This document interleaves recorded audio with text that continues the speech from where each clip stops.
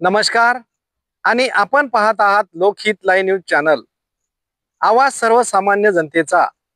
पाहूया यवतमाळ जिल्ह्यातील काही ताज्या घडामोडी. ओला दुष्काळ जाहीर करून शेतकऱ्यांना 50,000 रुपयांची मदत द्या. जिल्हा अधिकारी यांना निवेदन.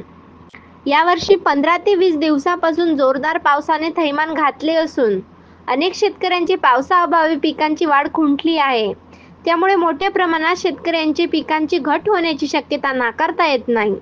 त्यातच मालाला योग्य भाव मिळत नसल्याने शेतकऱ्यांचे कंबरडे मोडण्याची वेळ येत आहे आणि जास्त प्रमाणात कर्जबाजारी होऊन यवतमाळ जिल्ह्यातील शेतकऱ्यांच्या आत्महत्या मोठ्या प्रमाणात होत आहे.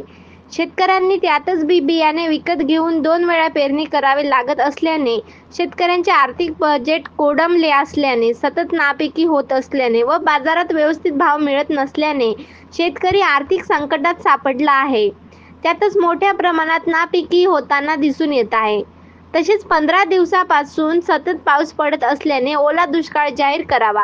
हेक्टरी 50,000 रुपये मदत देण्याची मागणी दिलीप जाधव, बाळू राठोड, दुर्गेश भिशनकर, विठ्ठल मेश्राम, नितीन राठोड, वैभव काळे, सुमित निकडे, शेतकरी पुत्र जय हिंद चळवळीचे जिल्हा संघटक कुणाल जतकर यांनी जिल्हाधिकारी विकास मीना यांच्याकडे निवेदनातून मागणी केली आहे.